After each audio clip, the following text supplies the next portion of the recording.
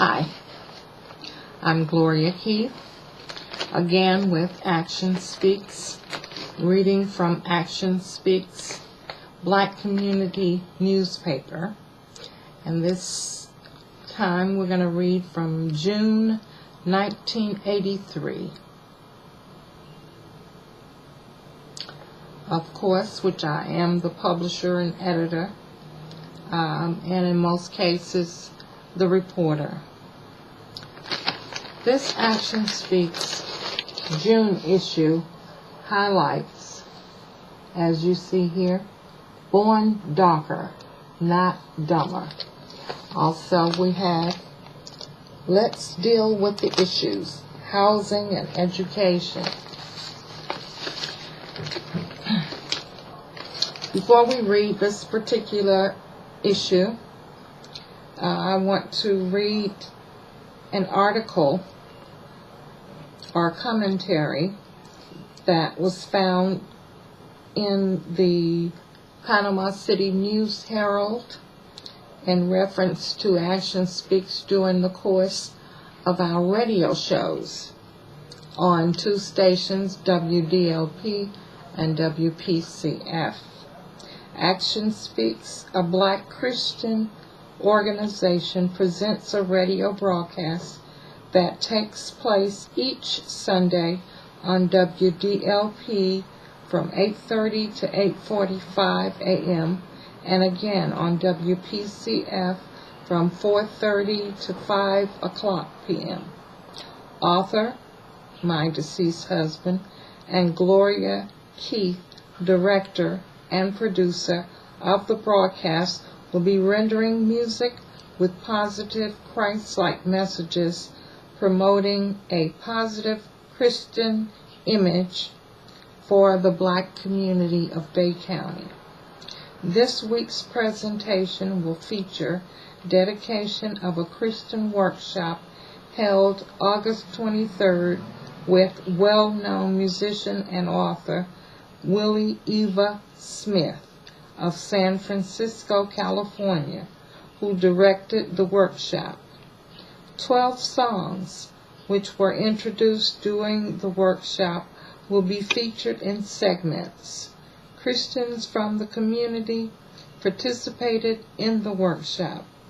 Mrs. Keith said, "We are hoping that these segments of the concert will inspire and motivate our community to continue to sing with the Spirit of God and with understanding also. We honor Mrs. Willie Eva Smith for her dedication to Christ." And that was 1981. Action Speaks radio broadcast, highlighted by the Panama City News Herald. Now, I will read to you some history from the Action Speaks Black Community Newspaper. Let's start with the back of the tabloid, which you see pictures here of Mr. and Mrs. Cruz. It's Mr. and Mrs. Cruz, pictures of their antique-like home environment. This article is a feature article, The Gift of Helping Others, which was the lifetime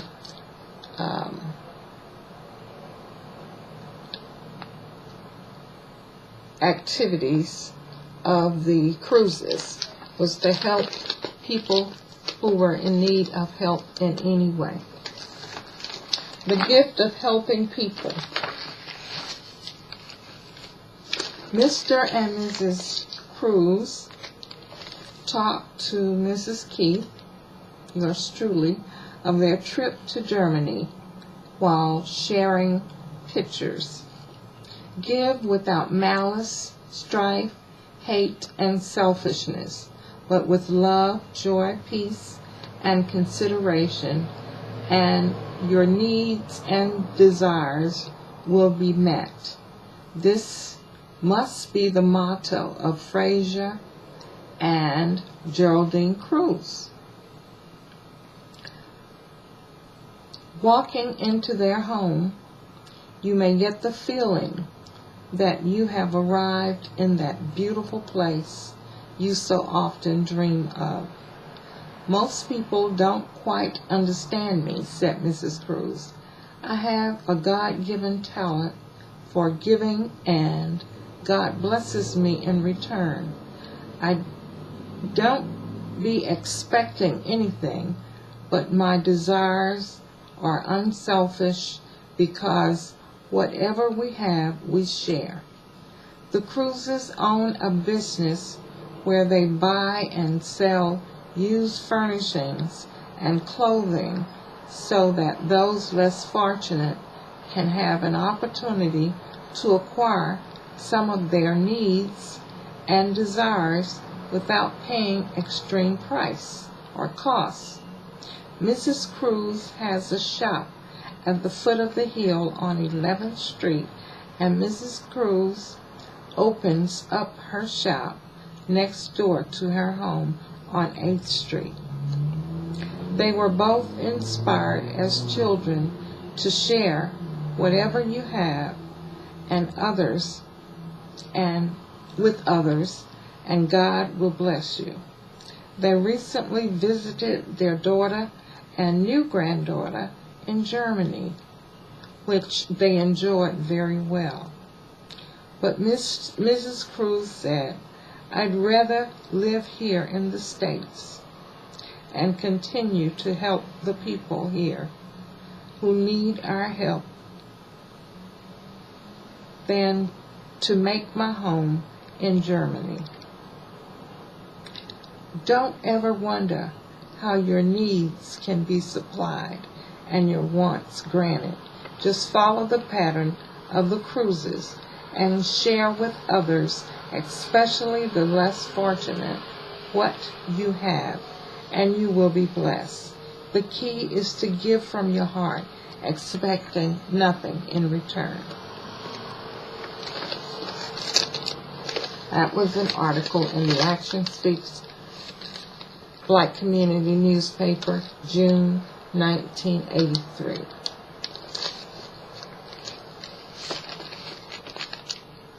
The highlight of the Action Speaks Black Community newspaper, June 1983, states, born darker, not dumber, meaning that although Black Americans are born with color,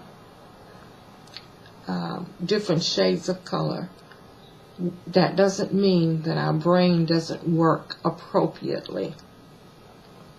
The chief visible character popularly held to distinguish blacks from whites are skin color and hair form, not the size and capacity of the brain.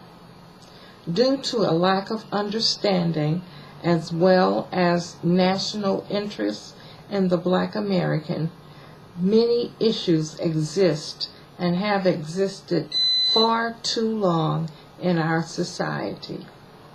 In a recent research done by this paper, Action Speaks, combined with the results of a practice survey taken by ACURE, Action Speaks decided to raise the issues. In the ACURE practice survey, there were 200 survey copies circulated and 76 were returned.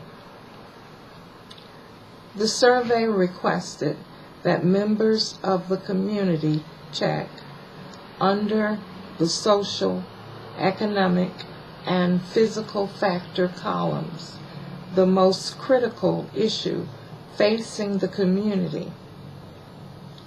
The greatest needs, according to that survey, are housing and employment.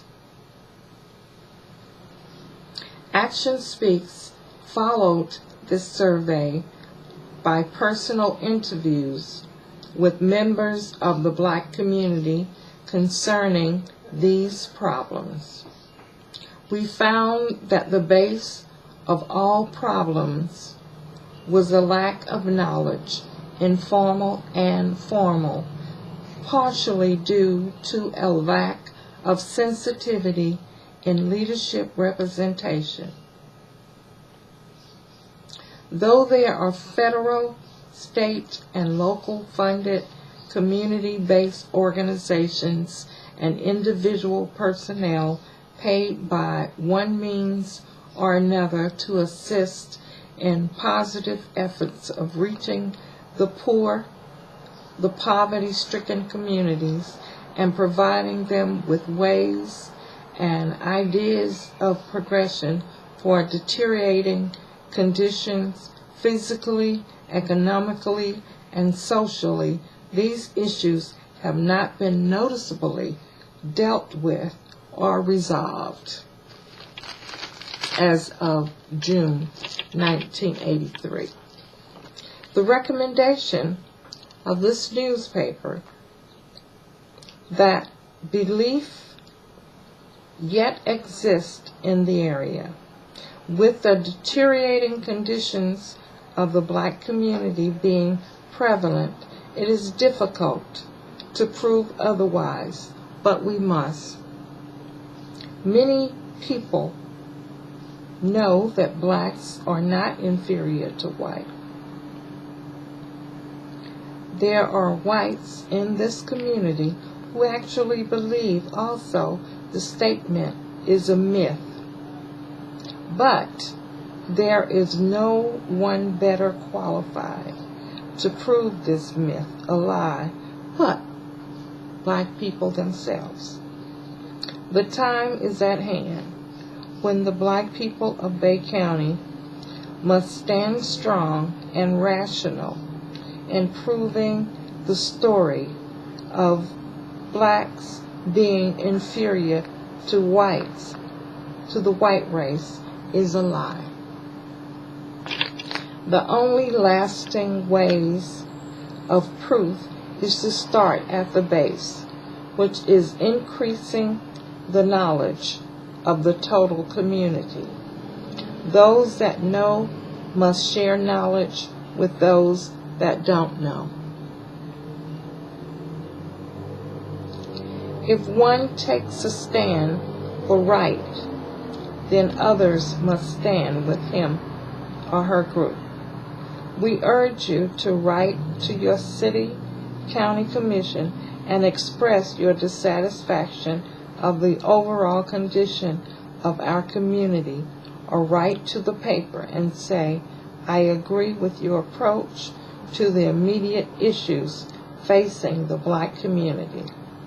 And then in 1983, the address was P.O. Box 1703, Panama City, Florida, 32402, 1983.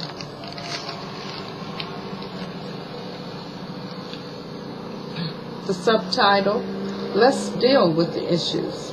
Housing, opposition to much needed low and moderate income housing in Bay County has delayed construction all over the Black community of Bay County. The Marcelina Projects, located on 15th Street, operated under the Panama City Housing Authorities, issued letters to 140 families, Black, in July 1982, so that a complete renovation could be done. When we looked in on the sites, the projects had not yet begun. What happens, or what happened, to the 140 families? When will renovation begin? The housing director was quoted by a local paper over a month ago to say the work will begin in several weeks. How long is several weeks? Are they waiting to pre-apply the 40% whites so that blacks will be insured or assured not to ever have a representative on the governing board of Bay County?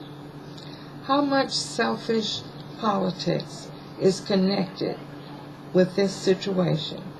Are those families comfortable where they are now? Panama Gardens Apartments is another deteriorating public subsidized housing projects with 100 units, 2 untrained maintenance workers, and an untrained housing manager striving to the best of their abilities to correct situations that have lingered over a period of years. And this again is from the Action Speaks newspaper, June 1983. The tenants are paying rent, but living under such conditions as leaking and collapsed ceilings, ovens without doors, purchasing their own appliances in order to survive when they have very low income, or drawing welfare checks. Falling sinks, no winter heating systems functioning, no hot water, a complete facility that lacks good health conditions, yet there are children and adults living there. One tenant said, all of this is due to poor management over a period of years and years. Those in leadership positions of our American society would rather have people to believe that blacks like it this way. The problems are pressure points of what can I do to merely survive, for I can't do very much else when those in the system are the ones applying this tremendous pressure upon me. Yet I must survive as long as I exist in the world. Thought waves of the indigent, the poor. In other sections of the black community, 1983, there are privately owned properties and housing areas which look like slave quarters, yet people reside there. It is difficult to understand how these conditions can be so neglected when its impact has such an immediate effect on the lives of the citizens. Johnson, 1974.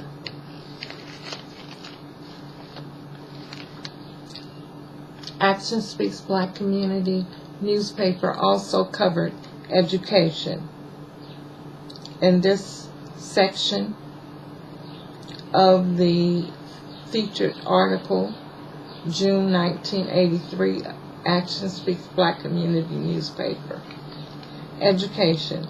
How can blacks be expected to conform to the ways of the American society majority when our governmental leadership is composed of students from the best universities holding institutional degrees of excellence, yet having very little concern or sensitivity to the problems of our communities and its people. In the research done by John Bruce on desegregation in public schools of Bay County not long ago, 1964, several statements are recorded coming from the Bay County School Board to prove inferiority of the black students in Bay County compared to white students. Physical difference, quote, physical differences between white and Negro students other than color not only account for such significant differences between educable